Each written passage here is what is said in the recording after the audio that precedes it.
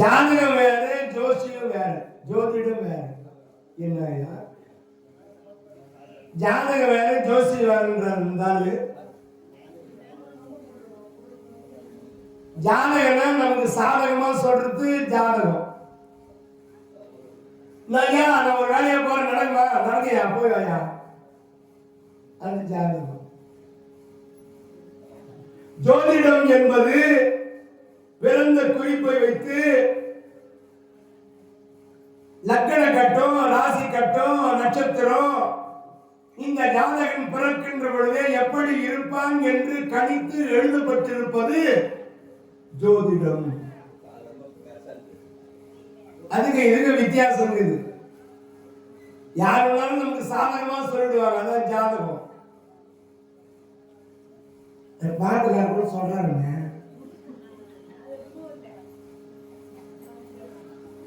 கேள்விப்பட்டாங்க அப்படின்னு மக்களுடைய எண்ணம். அப்போ ஜோதிடம் பொய்யாதம்மா,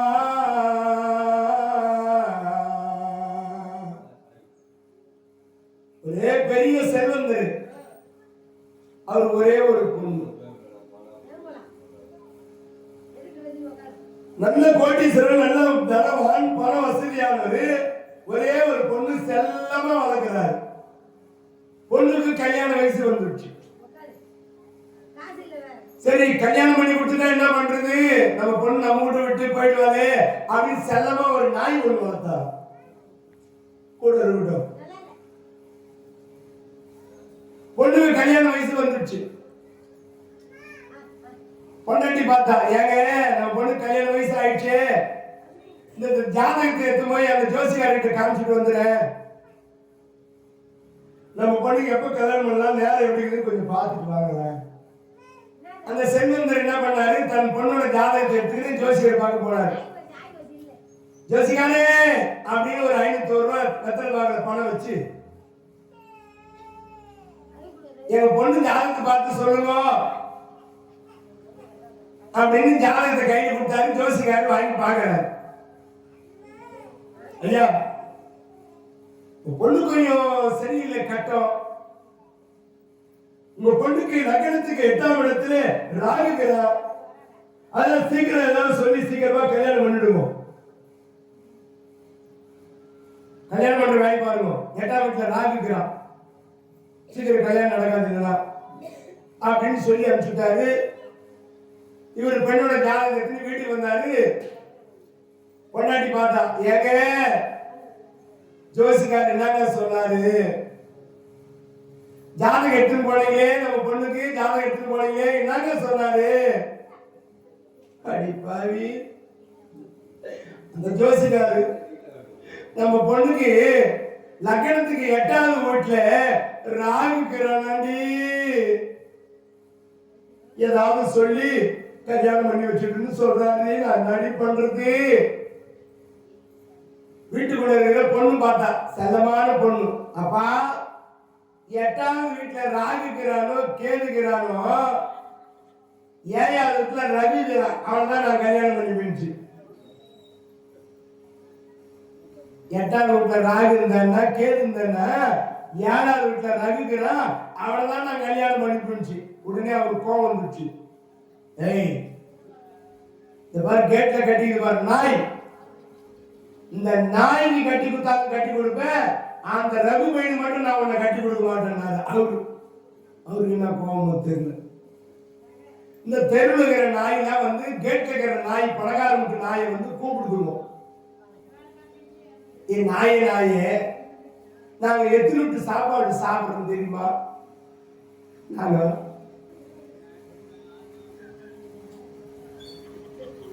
என்ன சிரிக்கிறீங்க.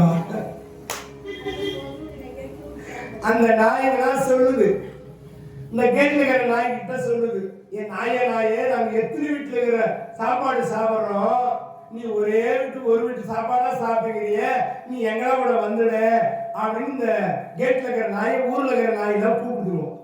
அது அந்த கேட்ல இருக்கிற நாய் சொல்லுது, எனக்கு கூட மழையோட வரணும்னு ஆசைதான்,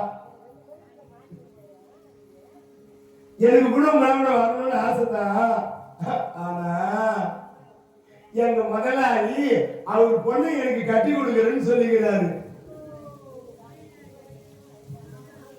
நாய்க்கு கட்டி கொடுத்தாலும் கட்டி கொடுப்பேன், அந்த ரகுமைக்கு கட்டி கொடுக்க மாட்டேன்னு சொன்னாருல்ல, அந்த நாய் எங்க முதலாளி அவர் பொண்ணை எனக்கு கொடுக்கிறேன்னு சொல்லிக்கிறாரு, இல்லைன்னா உங்களோட நானும் வந்துருவேன் அப்படின்னு சொல்லிச்சான். இந்த பொண்ணு வச்சது ஆசை, அந்த நாய் வச்சது பேராசை. இங்கு பாஞ்சாலி தேவியார் வச்சது என்ன ஆசை? சின்னஞ்சிறு வயதிலே சபதத்தை நிறைவேற்ற தன் தந்தையாகப்பட்ட பாஞ்சால மன்னர் அர்ஜுனனுடைய தோலை தழுவுவதற்காக இந்த பெண்ணை அக்னியிலே இருந்து பிறக்க செய்திருக்கின்றேன். அப்படி ஜோதிடம் பொய்யாதென்றோ, ஜோதிடம் பொய்யாது என்றோ,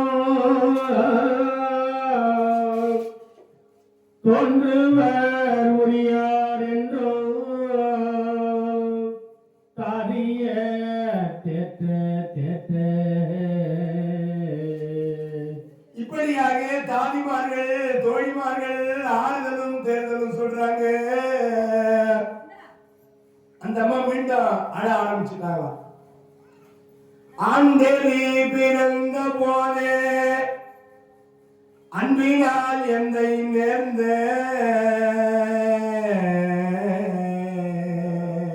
ஆண்டேலி பிறந்த போதே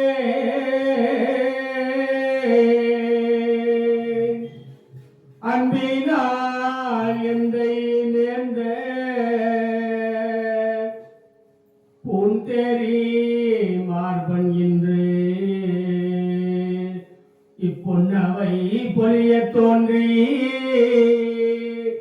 இந்தேரி முன்னர் மன்னர் இழிபுற வெட்டிலானே, மீண்டேரி புகுவன் என்னும் என்னமே விளையும் நீரா, மீண்டேரி புகுவன் என்னும் என்னமே விளையும் நீரா.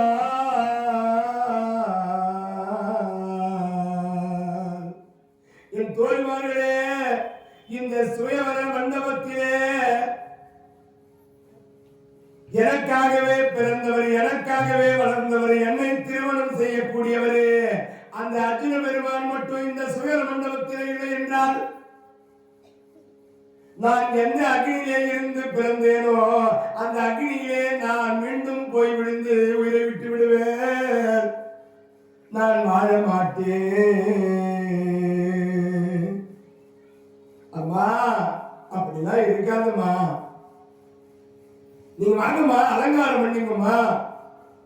இந்த நிபந்தனைக்கு நீங்க ஒப்புக்கொள்கிறீர்களா? அந்த அர்ஜுன பெருமானானவரு இந்த மண்டபத்திலே இல்லை என்று சொன்னால், இந்த வில்தலை வளைத்து என்னை மாலை சூட்டவில்லை என்று சொன்னால், நான் வேறு ஒருவருக்கு மாலை சூட்ட மாட்டேன். ஆகையினாலே இதுக்கு ஒத்துக்கிறா. அவர் இல்லை என்று சொன்னால், நான் எந்த நெருப்புல இருந்து வந்தனோ அந்த நெருப்புல இருந்து நான் செத்து விடுவேன். ஒத்துக்கிறீங்களா?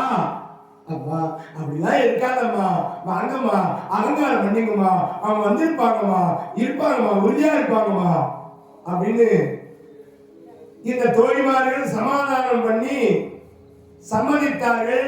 அதன் பிறகு அலங்காரம் பண்றாங்களா, நீளமான கூந்தல், அதேப்பா கருங்கருங்கருங்கருங்கருன்னு நீளமான கூந்தல். இப்ப பாரு அம்மா நீளம் ஷாம்பு போயிட்டு மொத்தம் குடிச்சா. இப்ப இருக்கிறதுக்கு கூந்தல் இல்லை, அது ஜிட்டு குடுமி, அது பேர் ஜிட்டு குடுமி. அந்த காலத்துல இந்த நடுவில் வடு எடுப்பாங்களா, நடுவடு பாத்தீங்களா, பெண்களுக்கெல்லாம் நடுவடு தான் எடுப்பாங்க. அந்த அடையாளம் இப்ப கூட வயசான போது கூட இருக்கும், நடுவில் இருக்கிற வடிவு. ஏன் அப்படின்னா, புகுந்த வீட்டையோ தாய் வீட்டையோ ஒரே மாதிரி நினைக்கணுமா, சமமா. இந்த பக்கம் பாதி, இந்த பக்கம் பாதி. தாய் வீட்டையோ புகுந்த வீட்டையோ ஒரே மாதிரி நினைக்கணும் அப்படின்றதுக்காக நடுவடு விட்டாங்க. கொஞ்ச நாளைக்கு முன்னாடி எல்லாம் சைடு வெடு எடுக்க ஆரம்பிச்சிட்டாங்க. சைடு வெடு, இந்த சைடுல இருக்கிற வடுவு மட்டும்தான் மாமியார் வீட்டுக்கு, மீதி எல்லாம் எங்க அம்மா வீட்டுக்கு அனுப்பினியா. இப்ப பின்ன போட்டுக்கிறாங்க.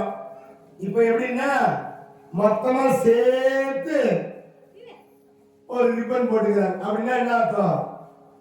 நீ சம்பாதித்தும் சரி, நான் சம்பாதித்தும் சரி, எல்லாம் எங்க அம்மா வீட்டுக்கு தான். இந்த பின்ன போட்டுக்கிட்டு வச்சே சொல்லிவிடல இவங்க எப்படி குடும்பம் நடத்துவாங்க. எங்க பக்கம் சொல்றேன், இந்த பாத்துக்காரங்க வேலைக்கு போடுறது யார் எப்படி பின்ன போட்டுக்கிறாங்கன்னு பாக்குற வேலை தான் போடுறது. அந்த காலத்துல நீளமான கூந்தலை 3 பாகமா பிரிப்பாங்க. பின்ன போடுறதுக்கு 3 பாகம். ஒரு பாகம் புகுந்த வீடு, ஒரு பாகம் தாய் வீடு, ஒரு பாகம் அவங்க தாய். இந்த நடுப்புல இருக்கிற நீ இந்த 2 குடும்பத்தையும் ஒத்துமையா வச்சுக்கணுமா? சண்டை வரக்கூடாது உங்க குடும்பத்துக்குள்ள. புகுந்த வீட்டுக்கும் பிறந்த வீட்டுக்கும் சண்டை வரக்கூடாது. அந்த கூந்தலை பின்ன போட்டு முடிச்சாங்க, ஒத்துமையா இருக்கணும். இப்ப பின்னையே போறது இல்லை, அவுத்து விட்டுறாங்க.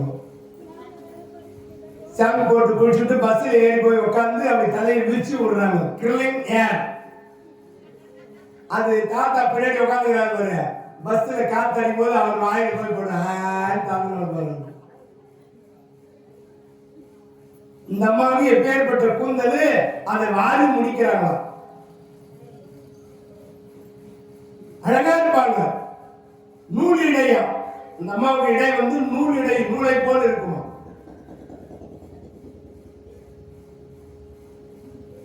நூல் இடை கண்ணு நல்ல முட்டை கண்ணா இருக்குமா அவங்களுக்கு. அந்த அம்மாவுக்கு கண்ணு முட்டை கண்ணு. சிலர் எல்லாம் பொட்டு கண்ணு பார்க்கவே முடியாத. பொண்ணு பொட்டுக்கண்ணு இல்லையா?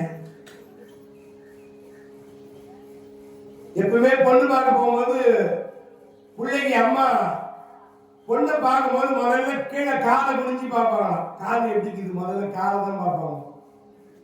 டேய் இந்த பொண்ணு எப்படி இருக்குது, ஏய் வளவான அந்த பொண்ணு கால் முறமாட்டுக்குது, அதுக்கு முறமாட்டுக்குதா. பாதம் சின்னதா இருக்கணும், பாதம் சின்னதா இருக்கணும். நெத்திய பார்ப்பாங்க, நெத்தி எப்படி இருக்குதுன்னு. அகல் விளக்கு போல இருக்கணுமா. சில பெண்களுக்கு அப்படியே ரோடு மாதிரி இருக்கும், பார்க்கவே முடியாது. இது மண்டைய இருக்குது.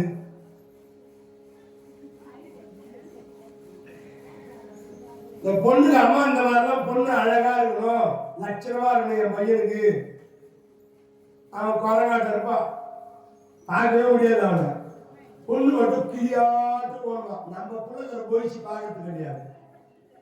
பொண்ணு அழகா இருக்கணும், கலரா இருக்கணும், கருப்பா இருக்கக்கூடாது. என் பையனுக்கு கருப்பா இருக்கிற பொண்ணு பிடிக்காது. வெள்ள தேடினேங்கிறான். 38 வயசு ஆச்சு, கல்யாணம்.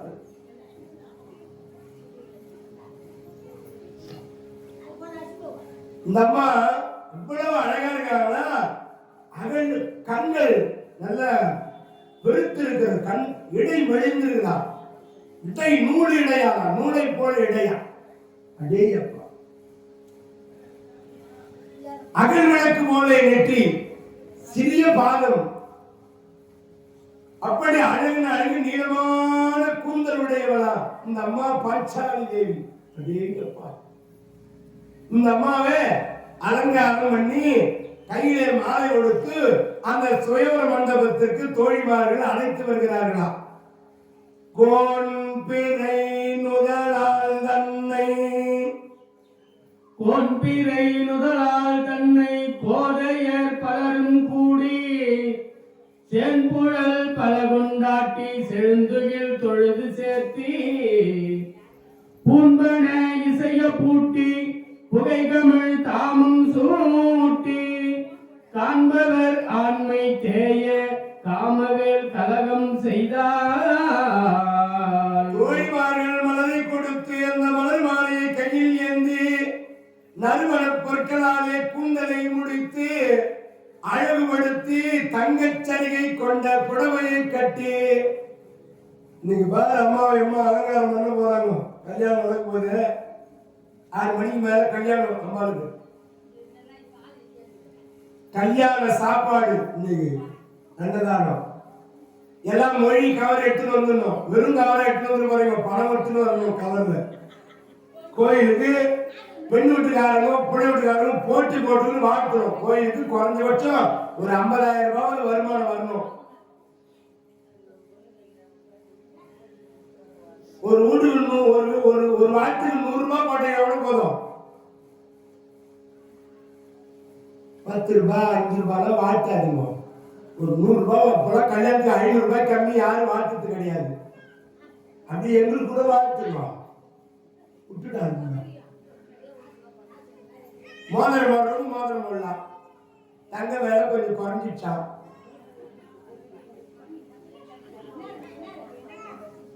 அம்மாவுக்கு பொட்டு தாலி வராத்திருக்கிறவங்க பொட்டு தாலி எடுத்து கொடுங்க. தங்கத்துல குடம் வாங்கி கொடுங்க. பூஜை போடுறதுக்கு மணி வாங்கி கொடுங்க. மஞ்சள், குங்குமம், விபூதி, சந்தனம், கற்பூரம், ஊதுவத்தி, எலுமிச்சம்பழம், மாங்கல்ய சரடு, மலைகள், ஒரு டஜன் வளையலாவது வாங்கி கொடுக்கணும் கோவில்.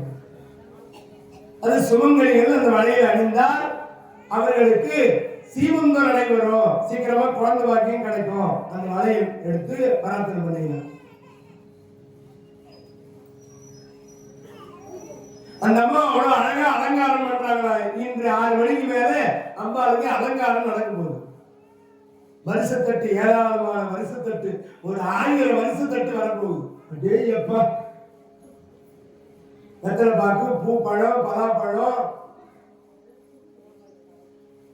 வாழைப்பழம், தட்டு வரிசை, கடலை, கற்கண்டு, திராட்சை, மாதுளம், ஜிலேபி, முந்திரி, திராட்சை, ஏலக்காய், இப்படி நிறைய பிஸ்கட், கூல் ட்ரிங்க்ஸ், தட்டு நிறைய வரிசை தட்டு. நம்மளால முடிஞ்சது அம்பாளுக்கு கொண்டு வந்து வரிசை தட்டை வைக்க வேண்டும். பொண்ணுட்டுக்காரங்க வைக்க போறாங்க, பொண்ணுட்டுக்காரங்க வரிசை வைக்க போறாங்க. நம்மளும் கொண்டு வந்து வைக்கணும். எங்க பக்கத்துல அந்த கல்யாணம் நடக்கிற நேரத்தில் வரிசை தட்டு லைனா வச்சுட்டு இருக்கோம். அந்த ஐயர் தாலி கட்டு சொல்லுன்னு சொன்ன உடனே அர்ஜுனனுக்கு தாலி கட்டின அர்ஜுன பெருமாள் அம்மாவுக்கு தாலி கட்டின உடனே இந்த 108 தட்டு வச்சாங்க பாருங்க. தட்டுல இருக்கு ஒண்ணுல எல்லாம் வாரி போட்டு கட்டி போட்டாங்கப்பா, ஒருத்தர் விடாது. ஆனா இங்க யாரும் அப்படி கிடையாது. அது மாதிரிலாம் செய்ய மாட்டோம். கல்ல கற்கண்டு அப்படி அப்படியே எடுத்து முன்னால கட்டி மொத்தமா போயினே இருக்கிறாங்க. ரொம்ப ரொம்ப அதெல்லாம் கஷ்டம். உள்ளத்தால் உள்ளதும் தீவே, பிறர் பொருளை கள்ளத்தால் கல்வோம் என.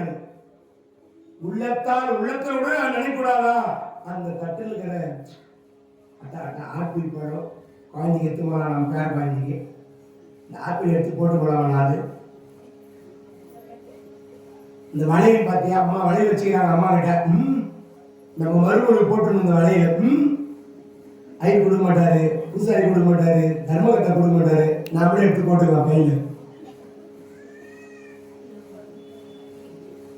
உள்ளத்தால் உள்ளதும் தீவே, பிறர் பொருளை கள்ளத்தால் கல்வோம் என்னன்னு சொல்றாரு திருவள்ளுவர். சொல்றாரா, மனசால கூட அடுத்தவங்க பொருள் நம்ம எடுக்கணும்னு நினைக்கூடாது. மனசுல கையில போய் எடுத்து விட்டுடுவோம். மனசால கூட நினைக்கூடாது. பிறர் பொருளை நம்ம எடுக்க கூடாது. அந்த மாதிரி நினைச்சா எந்த பொருளுமே திருடு போகாது, களவு செய்ய மாட்டாங்க. அதுவும் ஆலயத்திலே தாமல் தட்டு எடுத்துன்னு கொடுத்தாங்க. ஒரு அம்மா கல்யாணத்துக்கு தட்டு கேட்டாது ஐயர்னு சொல்லிட்டு கல்யாணம் பண்றதுக்கு தட்டு கேட்டாது ஐயர்னு கொடுத்தாங்க. 4 தாமல் தட்டு பித்தல் தட்டு கொடுத்துச்சு பாவம். கல்யாணம் பண்ணி முடிஞ்ச உடனே ஐயர்கிட்ட போய் தட்டு கேட்குது. எங்கயா 4 தட்டு கொடுத்துறேன், எங்க நான் தான் கொடுத்துறேன், எங்க உங்கதான் வச்சேன், எங்கதான் வச்சேன். பார்த்தா தட்டு 4 மூச்சு தூக்கி முடியும். தட்டோடு எடுத்து போட்டு போயிட்டாங்க. பழம் போயிருந்தா கூட பரவாயில்ல, தட்டும் அதனால இன்று மாலை 6 மணிக்கு மேலாக நடைபெறுகிற திருமணத்திற்கு எல்லோரும் வாங்க, அரிசி சிற்பம் எடுத்துன்னு வாங்க. ஒரு ஐயா அரிசி சிற்பம் தான் கோயிலுக்கு எடுத்துன்னு வராரு இப்போ. அதனால தான் சொன்னேன். நான் சொல்ற நேரம் பார்த்தா அந்த வண்டியும் வருது. அன்னதானம் செய்வதற்காக ஒரு சிற்பம் அரிசி நம்மளால முடிஞ்சது அந்த தாய் பஞ்சாலி அம்மனுக்கு நாம் அன்னதானம் செய்யணும்.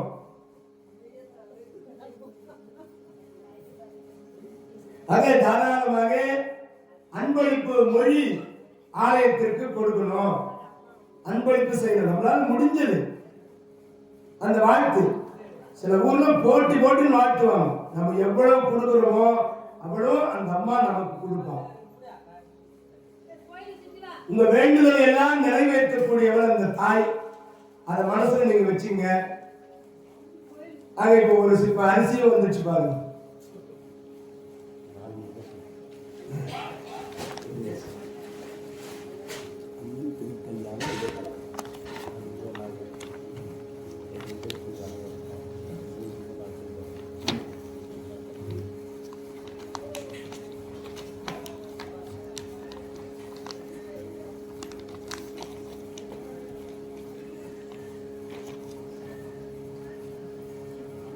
இங்க அரசர்கள் எல்லாம் காத்திருக்கிறார்கள். இந்த அம்மையாரை அலங்காரம் பண்ணி கையிலே மலர் மாலை கொடுத்து வந்து நிற்கிறார்கள்.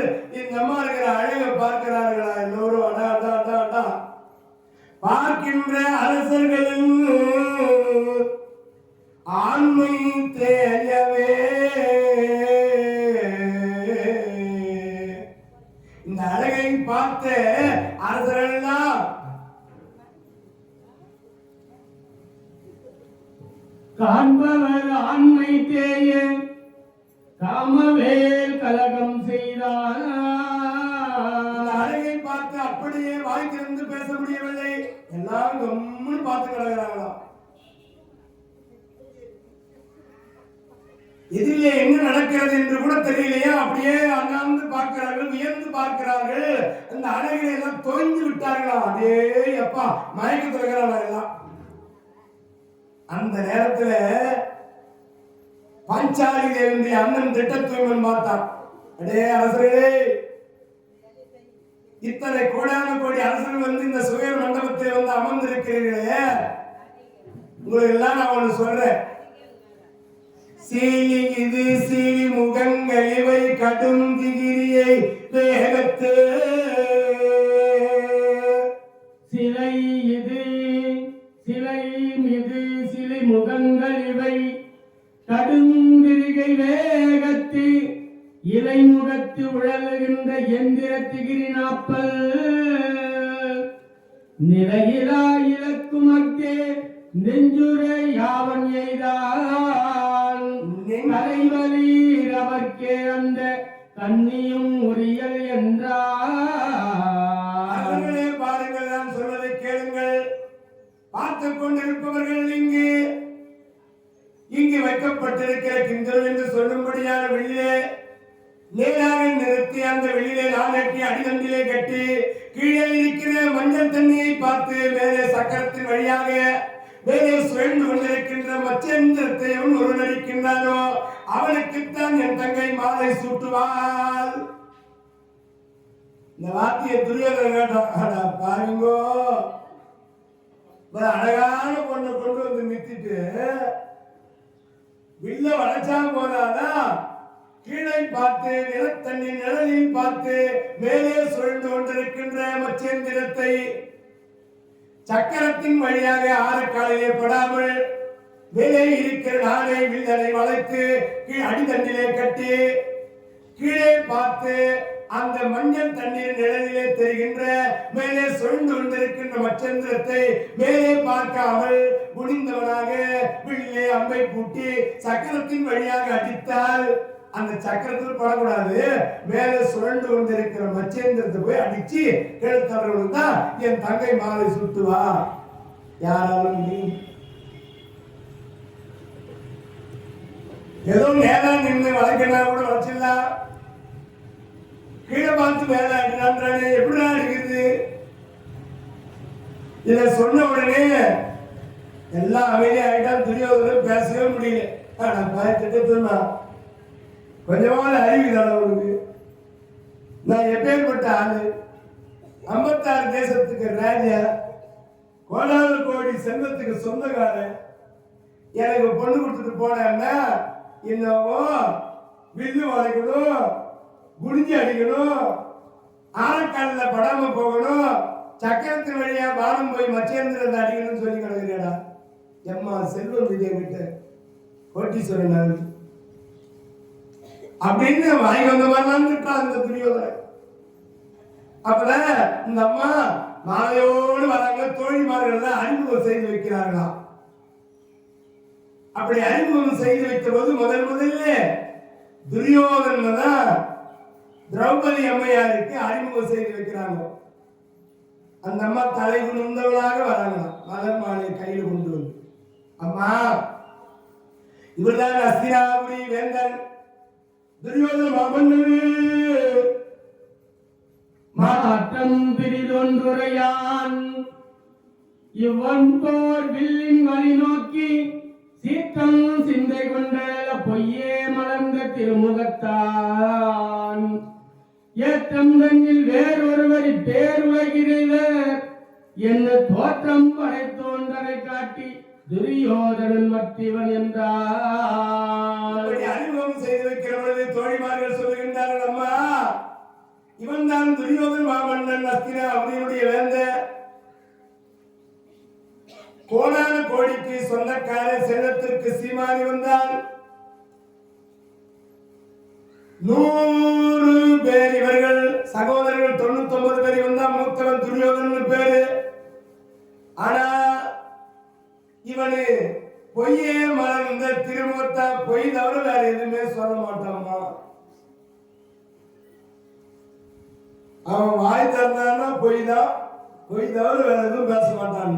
அந்த அம்மா நிமிந்து கூட பார்க்கலையா. 99 பேருங்கிறாங்க துரியோதனோட தம்பிமார்கள், யாரையும் திரும்பி பார்க்கல. அதன் பிறகு துச்சாதன அறிமுகப்படுத்துறாங்க. உலை வந்தாயிரம் சூழ் மந்தை குறுகார் நிலம் கீண்டு உதவு குல கலைவன் பலவின் சுலைகீரி கரிப்போடு அழைக்கும் காந்தார தலைவன் சகுனீவன் கண்டாய் தக்கோர் ஆடா சூதுக்கும் நிலை வஞ்சனைக்கும் தரணிவல் யாரே இவர்க்கு நிகழ்ந்தார். துச்சாதனை அறிமுகம் செய்து வைக்கிறார்கள். அம்மா, முதல்ல பார்த்தவன் துரியோதனன் மேலே, அவனோட மோசமானவன், இவன் அவனோட மோசமானம்மா. அந்த மாதிரி நிமிர்ந்தே பார்க்கல. அதுக்கு அடுத்து ஒரு அரசரை அறிமுகம் பண்றாங்க. இவர் பேரு சகுனி. இவரு காந்தார தேசத்து ராஜா.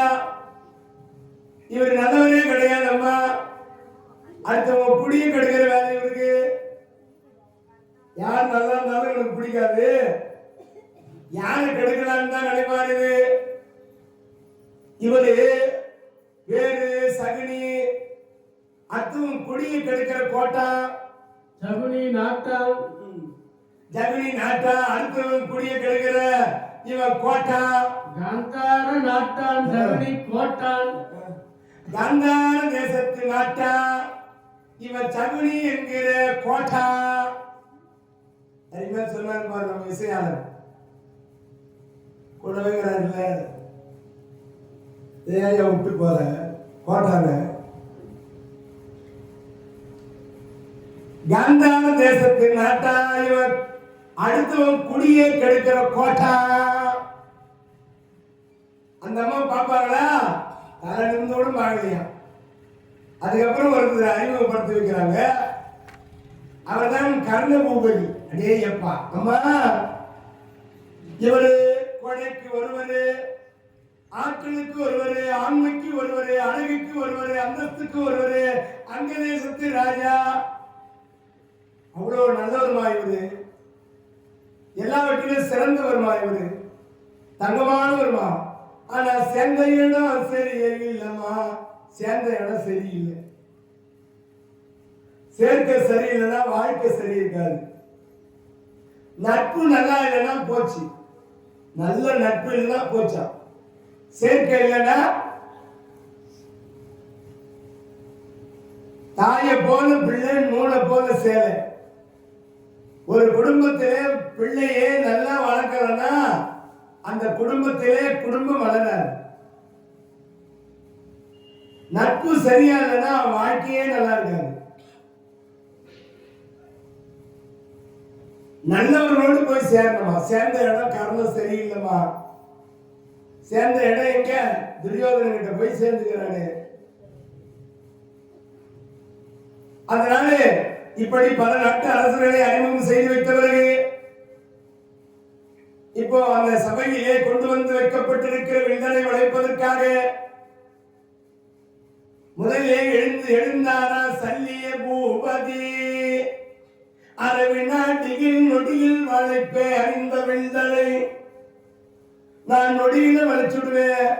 சல்லிய பூபதி எழுந்தாரா. அடே அப்பா, எழுந்தாரு சல்லியன். அவரால் ஒண்ணும் பண்ண முடியல, உட்கார்ந்தாரு. அந்த ராஜா அவருக்கு உடம்பு சரியில்லைன்ட்டாரு, உட்காந்துட்டாரு.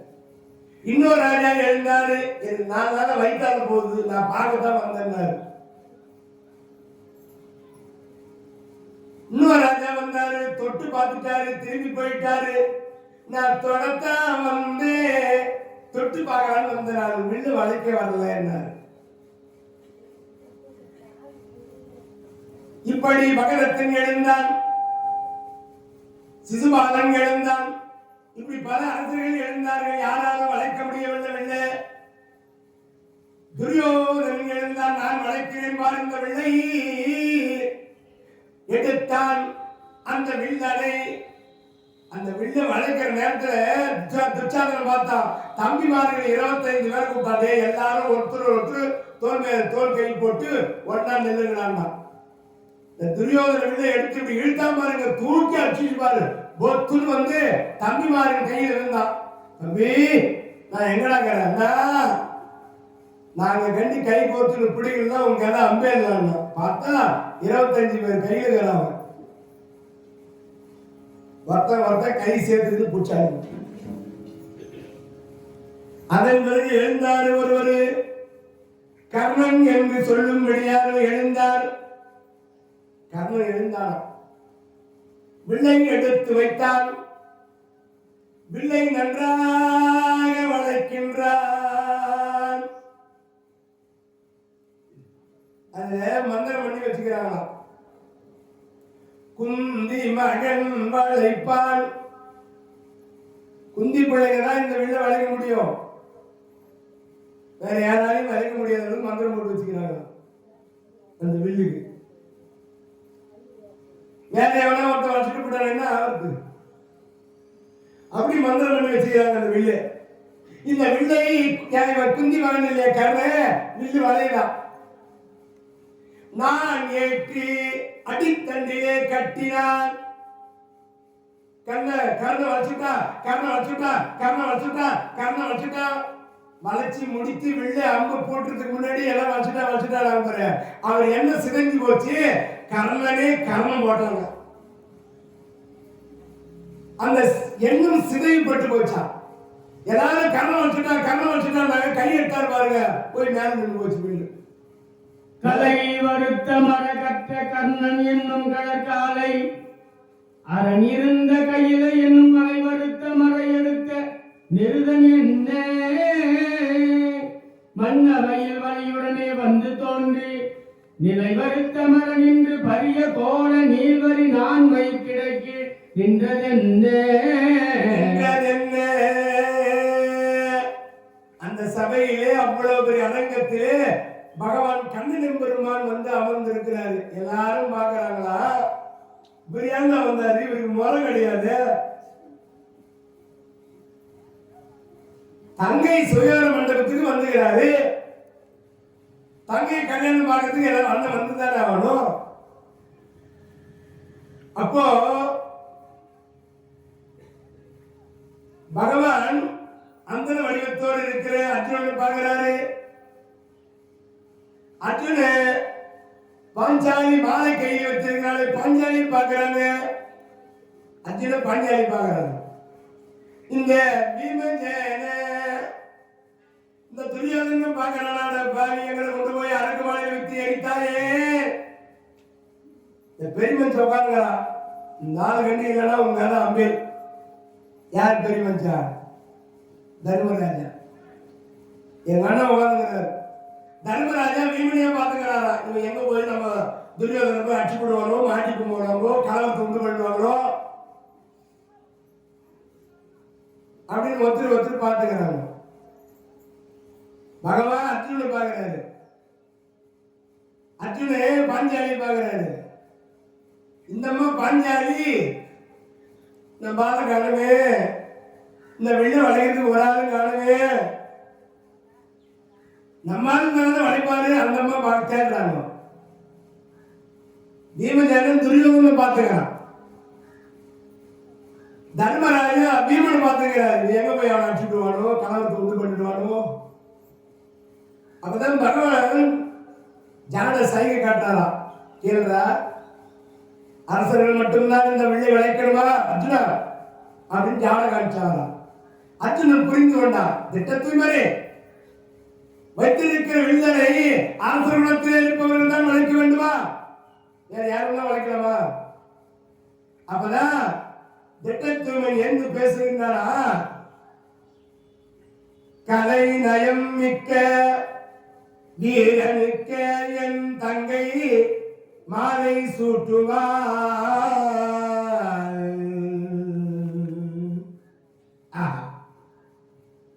நல்ல வீரன் இந்த வில்லனை வளைத்து, நான் ஏற்றி இந்த வில்லை வளைத்து அந்த வச்சேந்திரத்தை எவன் ஒருவன் அறுக்கின்றானோ அவன் வீரனாய் இருக்கின்றவனுக்குத்தான் என் தங்கை மாலை சுட்டுவார் என்று உரைத்தார். அர்ஜுன பெருமான் கேட்கிறாரு, அந்தனராக இருக்கிற ஐயர் நாடு நான் வளைக்கட்டுமா? அரசர்காலே முடியல, ஐயர் எங்கம்மா வளைக்க போறாரு? எல்லாரும் கேள்வி பண்றாங்களா? இத்தனை அரசர்கள் வந்திருக்கிறாங்க, இவர் எங்க வளைக்க போறீங்க ஏங்குகிறாரு. அவன் கூட வந்த ஐயர்கள்லாம் பாக்குறாங்க, டேய் கல்யாண சாப்பாடு சாப்பிட்டு ராஜா கொடுத்து வாங்கி போனான்னு பார்த்தா வெள்ள வளைக்கிறா அப்படின்னு பேச ஆரம்பிச்சிட்டாங்க. அதை வார்த்தையை கேட்ட உடனே அந்த வடிவத்தோடு இருக்கிற அர்ஜுன பெருமான் போறாரு. எப்படி போறா? முந்த நகை பபல கீதை குளிர்வெண் திங்கள் முகத்தாலை கை தயார் மொழித்த காலை. முத்த நகை பவள இதழ் குளிர்வெண் திங்கள் முகத்தாலை கைத்தையார் மொழிந்த காலை. சித்திரம் ஒத்த உணர்வழிந்து தம் தம் பைம்பொன் திகழ் அரியாசனத்திருந்தார் சிற்சில் வேந்தர். அத்தணுவில் பெருமையையும் இலக்கத்து உள்ள அருமையையும் கருதாமல் ஆண்மை கூறி எத்தனை எத்தனை வேந்தர் ஆசை கூற யான் யான் என்று எழுந்திருந்தார் யானை போல்வார். இப்படியாக அத்தனை பேரும் பார்க்கின்றார்கள், யாராலும் முடியவில்லை. அந்த அர்ஜுன பெருமான் சிறப்பான முறையிலே அந்த வில்லிடத்திலே வந்து நின்றார். அந்த வில்லிலே வைத்திருக்கிற கிந்திரம் என்று சொல்லும்படியாக அந்த வில்லனை எடுத்தார். போறத பார்த்தா அந்த நடையை பார்க்கிறார்களா, அந்த இருந்தாலும் அந்த அரச நடை தெரிகிறது. அவர் நடந்து சென்று அடேயப்பா அந்த வில்தனை எடுக்கின்றார். அந்த வில்தனை எடுக்கிறாரா, மேரு மலையை வில்தனை வளைத்து எப்படி முப்புறத்தை எரித்தாரோ சிவனார், அதற்கு இந்த மேரு மலையை வில்லாக மாற்றி அந்த முப்புறத்தை எரிப்பது போல தெரிகிற அந்த காட்சி பார்க்கின்றவர்கள் அத்தனை பேரும் நடுங்கிறாங்களா. டேயப்பா, சில கராத்தே மாஸ்டர்களும் அந்த வாத்தியார் சொல்லி கொடுத்ததுக்கு அப்புறம் அந்த செய்கையை கராத்தே மாஸ்டர் செய்யும் போதே தெரிஞ்சு விடுவான், இவன் கராத்தே கத்துக்கிறானா இல்லையான்னு. இல்ல சும்மா துணி மாட்டி வந்து ஆ ஊ ஊ அப்படின்றாரான்னு தெரிஞ்சுக்கணும். அர்ஜுன என்ற நடை அந்த நிமிர்ந்த நடை அந்த வில்லை எடுத்த விதம் எடுத்து நான் எட்டி அடித்தண்டிலே கட்டி கீழே குனிந்து மஞ்சள் தண்ணீரிலே அந்த சுழன்று கொண்டிருக்கின்ற மச்சேந்திரத்தை பார்த்து ஆரக்காலில் படாமல் சக்கரத்திற்குள்ளே அந்த வில்லே பானம் போட்டு அடித்தார் என்று சென்று அற்புதமான முறையில் அந்த மச்சேந்திரத்தை அறுத்தது எல்லோரும் பார்க்கின்றார்கள். அந்த இருக்கின்றவர் இப்படி இந்த வில்லனை வளர்த்து நான் ஏற்றி அடித்தான் அந்த பாலத்தை மச்சேந்திரம் அறுவிட்டு நின்றது.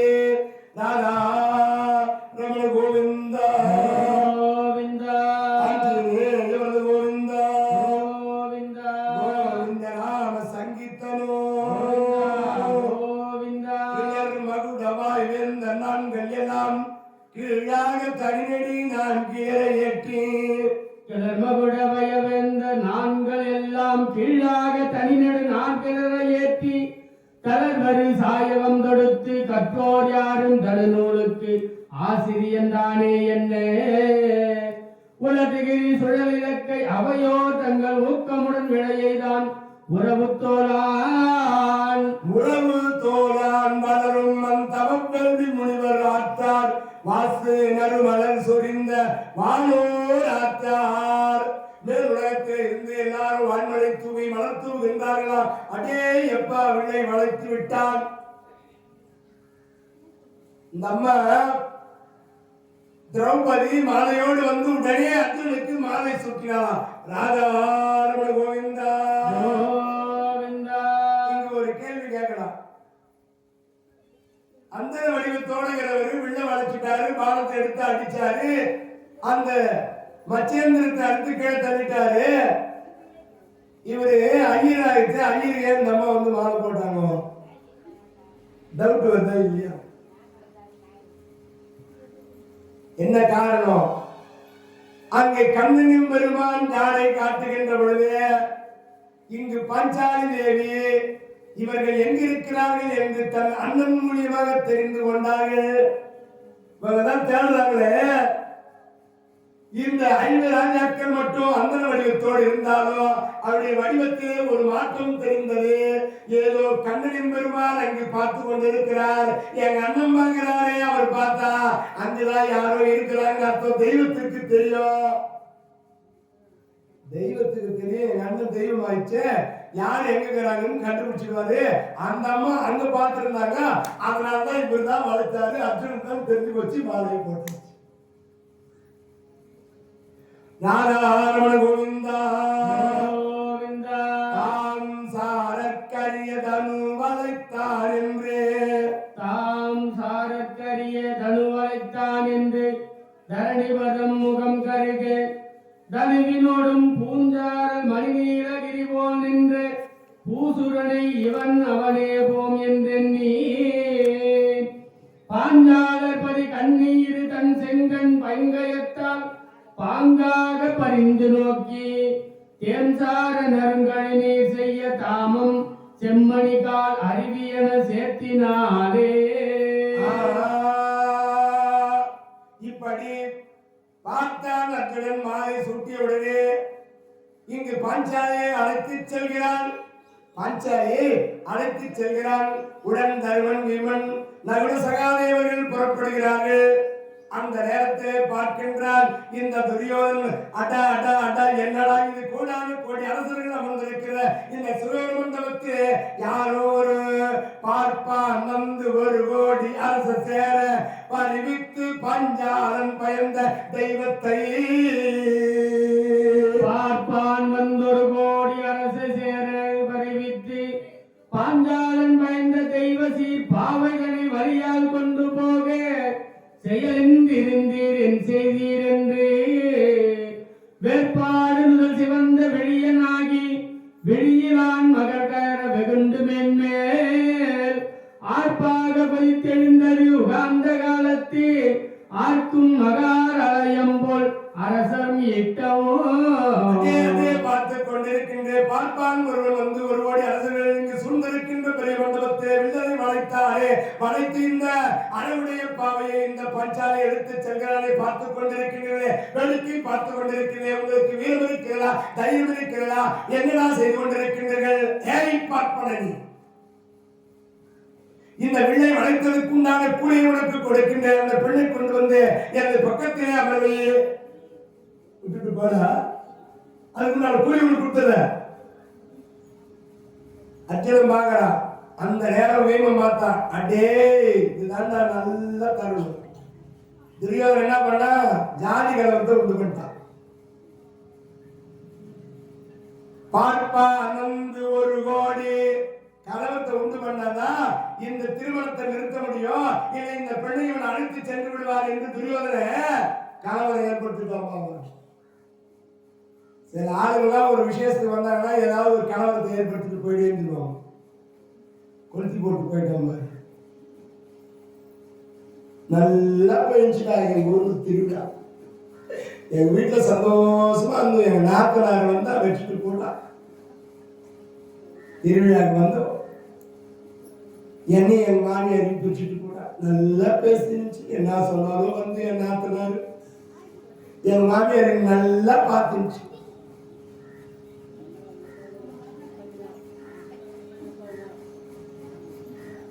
அந்த போல இவன் ஏற்படுத்தினான் கலகம்.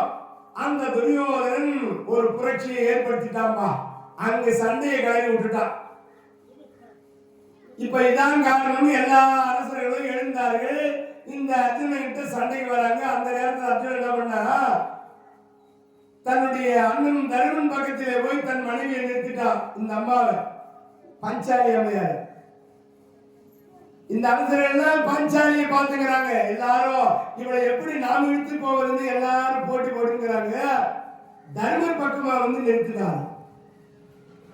முறுத்தவால் நகை துவர்வாய் முகத்தினாலை,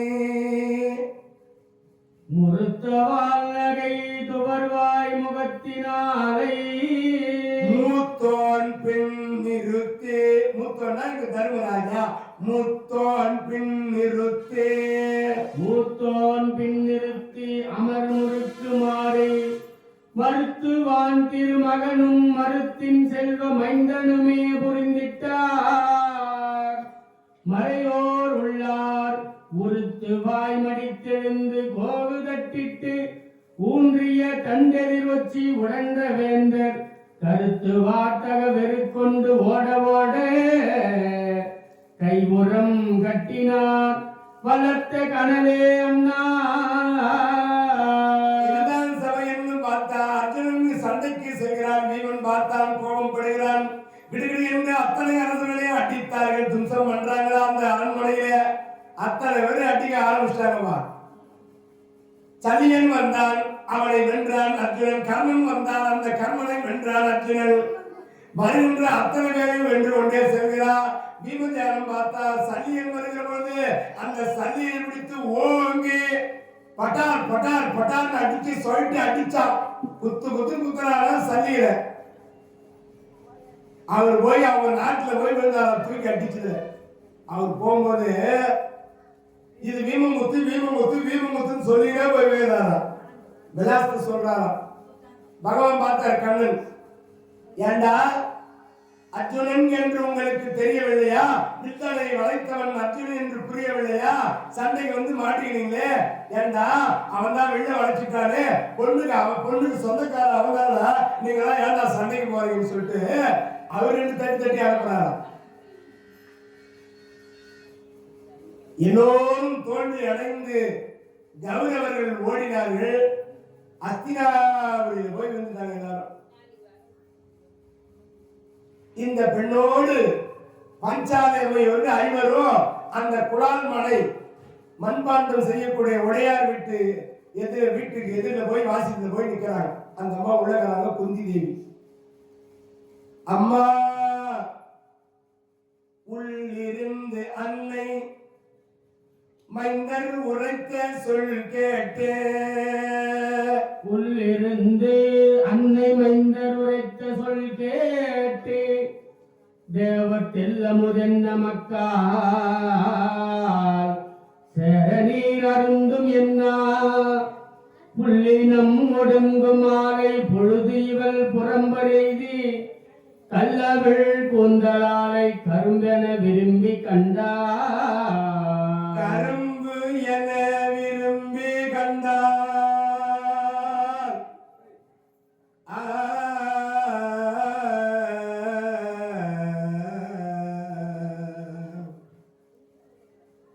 உள்ளே இருந்து குந்தி தேவி அம்மையார் பிள்ளைகள் வந்திருக்கின்றார்கள். வந்த பிள்ளைகளே தர்மராஜா, அம்மா ஒரு கன்னியை கொண்டு வந்திருக்கின்றோம். கன்னினா பெண்ணு, ஒரு பெண்ணை அழைத்து வந்திருக்கிறோம்னு சொன்னது. அந்த அம்மாவுக்கு கனி கொண்டு வந்திருக்கின்றோம். கனினா பழம், கன்னினா பொண்ணு. ஒரே ஒரு இன்னுதான் வித்தியாசம். கா இன்னி கன்னி கனி. இந்த வார்த்தை அந்த அம்மாவுக்கு கனி கொண்டு வந்திருக்கிறோம் கேட்டுச்சா. அதனால ஒரு சேரம் அருந்துங்கப்பா, நீங்களே 5 பேருமா சாப்பிடுங்கன்னு அந்த அம்மா. எனக்கு கொஞ்சம் வச்சுட்டு சாப்பிடுங்கப்பான்னு சொன்னா அது கனியா இருக்குதா பழமா இருக்குதா? நீங்க 5 பேருமா சாப்பிடுங்கப்பா அப்படின்னு சொல்லிட்டு வெளியே வந்து பாக்குறாங்க. என்ன குழந்தைங்க எடுத்து வந்துக்கிறாங்க பார்த்தா ஒரு பெண்ணை கொண்டு வந்து நிறுத்திருக்கிறார்கள். கரும்பு என விரும்பி கண்டால் கல் அவி குந்தாலை. ஒரு பெண்ணை கொண்டாந்து நிறுத்திட்டீங்களப்பா, நான் தெரியாத ஒரு சேர சாப்பிடுன்னு சொல்லிட்டேனே. ஆமா, தாய் பேச்சை நாங்கள் கேட்போம். நாங்கள் 5 பேருமாகத்தான் இந்த பெண்ணை திருமணம் செய்து கொள்வோம். இப்ப பாஞ்சால மன்னன் பார்க்கலாம். அர்ஜுன வந்து விடுதலை வளைத்து என் பெண்ணை மாலை சுட்டி அழைத்து சென்றான்னு பார்த்தா, யாரோ அந்தனர் வந்து மாலை சுட்டி என் பெண்ணை அழைத்து சென்று விட்டார்களே அப்படின்னு மந்திரி ஆலோசனை மந்திரிமார்கள் எல்லாம் வந்து உட்கார்ந்தாங்க. அப்பதான் உலக மகாமுனிவர் சொன்னாரா, பாஞ்சாலா ஒரு வில்லை வளைத்து 4 அடி அடித்தட்டில் கட்டி 70 அந்த அற்புதமான வில்தலை வளைத்தால் 72 அடி உயரமா அந்த வில்லு. இப்ப ராத்திரி அந்த வில்லு எம்மா உயரம் இருக்கும்போது தெரிய.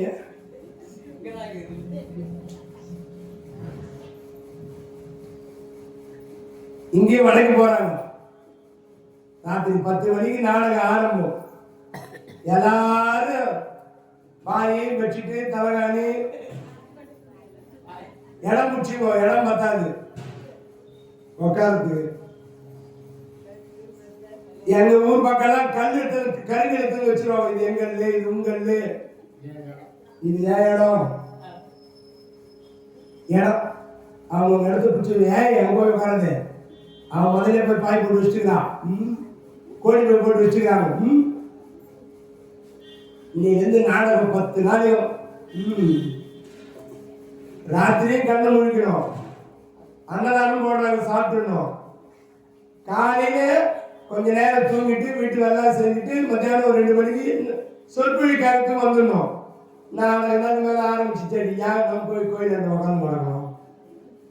வீட்டில் நல்லா தூங்கிட்டு 10 மணிக்கு நம்ம போகலாம், நாடகம் பார்க்கலாம் அப்படின்லாம் நினைக்கக்கூடாது. 2மே பார்க்கணும். பாரதம் கேட்கணும், நாடகத்தை பார்க்கணும். தெருக்கு 2மே பார்க்கணும். இந்த 10 நாளைக்கு தானே, அப்புறம் 3 வருஷம் ஆகணும், 2 வருஷம் ஆகணும். அதனால எல்லாரும் கோவில் வந்து சொற்பொழி 2 மணிலிருந்து 5 மணி வரைக்கும் தானே, அதிகமாக கூட சொல்லுங்க, ஒரு 3 மணி நேரம்.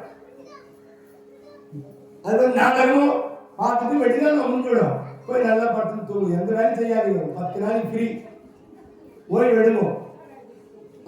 எல்லாம் மருமகளே பார்த்துப்பாங்க. பாருங்களா, உங்களுக்கு வேலை இல்லை, அழகாக அனுப்பிச்சு விட்டுக்கிறாங்க. எல்லாம் மாமியாரவே வந்து உட்காந்துக்கிறீங்க. மருமகளை பார்த்துக்கிறாங்க. வீட்டுல எல்லாம் அவங்க செய்யறதுக்கு தயாராகிறாங்க. மாமி நீங்க போய் பார்த்துட்டு வாங்க, நாடகம் பாரு, சொற்பொழிகள் 10 நாளைக்கு தானே நான் பார்த்துக்கிறேன். நீ எந்த வேலையும் செய்யாது.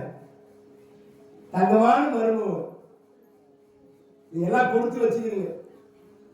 எங்க மகளாம் நாடகம் வந்தாலும் சொற்பொழிவு இருந்தாலும் மருமகள் தான் மொத்த பேரும் வந்து உட்காந்து பார்ப்பாங்க. மாமியார் வீட்டில் வேலை செய்யணும், சோறாக்கி வைக்கணும், வீட்டோட தான் வீட்டை பார்த்துக்கணும்.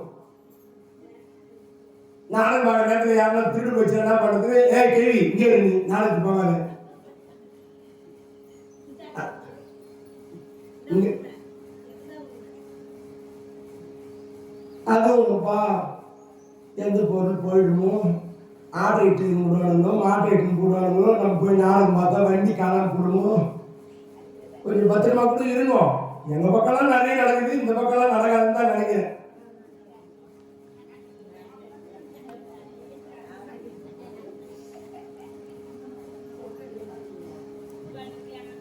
ரோடு மேல இருந்து உள்ள போனோம். பள்ளிக்கூடத்து உள்ள நாடகம் வச்சாங்க ஒரு ஊர்ல தெருக்கு. இந்த ரோடு மேலதான் வண்டியெல்லாம் விடுவாங்க. இந்த நாடகம் பார்க்க உள்ள போகும். கொஞ்சம் தொலைவு வந்தாதான் ரோட்ல இருக்கிற வண்டியெல்லாம் தெரியும். பொன்னை பக்கத்துல ஒரு ஊர்ல பாரதம் சொல்லும்போது 10 வருஷத்துக்கு முன்னாடி, 8 வருஷத்துக்கு முன்னாடி. அப்ப பாரதம் சொல்லும் போது இந்த நாடகத்துக்கு கொஞ்சம் தொலைவா போகணும். ரோடு மேல இருந்து கொஞ்சம் தொலைவு வரணும். நாடகம் முடிச்சு எல்லாம் வந்து பாக்குறாங்க. 3 வண்டி தேடுறாங்கப்பா. இந்த நாடகம் பார்த்து நாடகம் யாரும் ரோடு பக்கமே வரல. இந்த டாடா ஏசி நிறுத்திட்டு 3 வண்டி தூக்கி டாடா ஏசி வச்சு நேரா போயிடணும். அதனால கொஞ்சம் எச்சரிக்கையா நம்ம இருக்கிறதும் நல்லது. ஆடு மாடு அப்புறம் இந்த பாரத கோழி கூட பிடிச்சி போடுறாங்களா,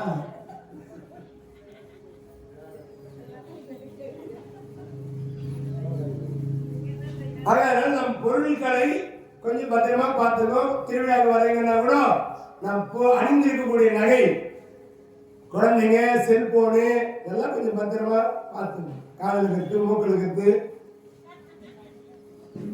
கழுத்துல இருக்கு, இதெல்லாம் பத்திரமா பார்த்துக்கணும் திருவிழாவில் வந்தா.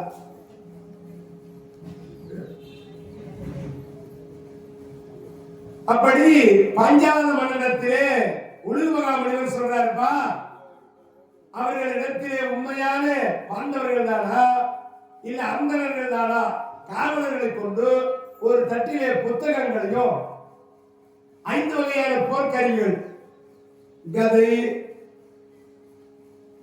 அதன் பிறகு சாஸ்திர நூல், குதிரை, வில்லம்பு, கேடயம், இப்படி 5 பொருட்களை தட்டிலே வைத்து கொண்டு செல்கிறார்கள். இங்கு ஒரு தட்டிலே புத்தகங்களை கொண்டு செல்கிறார்களா காவலர்கள். குலான் மலைக்கு செல்றாங்க. பாண்டவர்கள் தங்கிய இடத்துக்கு செல்றாங்க. அந்த வீட்டிலே போய் இந்த 2 தட்டை காண்பிக்கிறார்கள். இதுல அந்தணர்களாக இருந்தா புத்தகம் எடுப்பாங்க, பாண்டவர்களாக இருந்தா இந்த ஆயுதங்களை எடுப்பாங்க அப்படின்னு பாஞ்சாலன் அனுப்பினார். ஆனால் பாண்டவர்களாக இருக்கக்கூடியதுனால இங்க இருக்கக்கூடிய ஆயுதங்களை எடுக்கிறாங்களா. கேடயம் எடுத்தார் தர்மராஜா, கதை எடுத்தார் பீமன், வில் எடுத்தார் அர்ஜுனன், குதிரையை கையிலே பிடித்தார் நகுலன், சாஸ்திர நூலை கையெடுத்தார் சகாதேவன். பின்தொடர்ந்து வந்த பாஞ்சாலனுக்கு புரிந்துவிட்டது, பாண்டவர்கள் தான் என்று மகிழ்ச்சி அடைந்தார். அடுத்த பல் பொருளும் வைக்க ஆயுதம் அன்றி வேறொன்று எடுத்திலர் என்று வேத முனிவர் அல்லர் என்றோ கொடுத்தன சிறப்பினோடும் குருமணி தவிசிலேற்றி தொடுத்த தார் குருக்கள் என்று துணிந்தனன் யாகசேன மகிழ்ச்சி அடைந்தார். இந்த திருமணத்தை சிறப்பான முறையில் நடத்த வேண்டும், ஏற்பாடு செய்ய வேண்டி தர்மராஜா இடத்திலே வந்து அந்த பஞ்சால மன்னன், பஞ்சால மன்னனுடைய திட்டத்துவன் 2 பேருமாக வந்து அர்ஜுன பெருமானுக்கு நாங்கள் திருமணம் செய்து வைக்கிறோம்.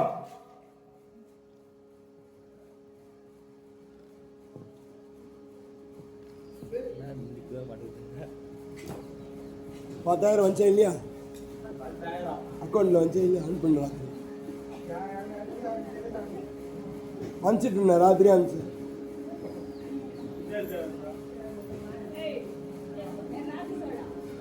ராத்திரி அனுப்பிச்சு பாரு, செல்போன் எடுத்து பாரு. 10,000 அனுப்பிச்சு வச்சு செலவு பண்ணிட்டியா? 10,000 கேட்டா ராத்திரி பாரதகாரா உண்டாமா துட்டு 10,000 கூட ராத்திரி வந்து அந்த பிள்ளை கேட்குது ஒரு 10,000 கூட. சரி அனுப்புறேன், செல்போனில் அனுப்பிச்சு வச்சான், பார்த்தா இல்லைன்றாரு.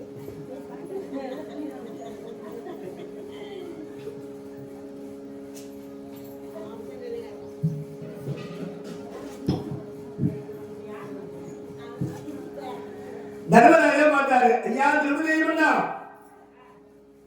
உங்கள் மகளை நாங்கள் 5 பேருமாக திருமணம் செய்ய போறோம்னாரு. பக்குனு வாரி போட்டுச்சு. ஏமா பிள்ளையை வளைத்த அர்ஜுனுக்குத்தான் என் மகளை கொடுப்பதாக நான் சத்தியம் செய்தேனே, சபதம் செய்தேனே. 5 பேரும் திருமணம் செய்து கொள்வதற்கு எப்படி என் மனம் ஒத்து போகும் அப்படின்னு பாஞ்சால மன்னன் திரௌபதி அரசன் மறுத்து பேசுறாராம். 5 பேரும் கல்யாணம் பண்ணினா என் நியாயம்? என்னடா நீங்க 5 பேரும் வந்து உள்ள வளைச்சாங்கன்னா என்ன? என் தாயவள் உரைத்தால் 5 பேருமாக இந்த கனியை ஒரு சேர உண்ணுங்கள் என்று சொன்னதினால் தாய் பேச்சு நாங்க மீற மாட்டோம். பாஞ்சால மன்னா, உன் மகளை நாங்கள் 5 பேருமாகத்தான் திருமணம் செய்வோம். உனக்கு சம்மதம்? பெத்த அப்படி எப்படி சம்மதம் வரும்? ஒரு ஆண் மகனுக்கு 2 பொண்ணு 3 பொண்ணு கொடுத்துறாங்க. ஒரு ஆண் போய் 2 பொண்ணு கட்டி வந்துடுறாரு ஜம்முழு. ஆனா ஒரு பெண்ணாகப்பட்டவனுக்கு எப்படி 5 பேருக்கு கல்யாணம் பண்ணி வைக்க முடியும்? இது எந்த விதத்துல நியாயம்? சம்மதம் தெரிவிக்கல. அந்த நேரத்தில் வேதவியாசர் வராருக்கலாம். வேதவியாசர் வந்த உடனே பாஞ்சாலா, உன் மகள் என்று சொல்லுகிறாயே, உன் மகள் போன பிறவிலே என்னவா இருந்தாலும் உனக்கு தெரியுமா?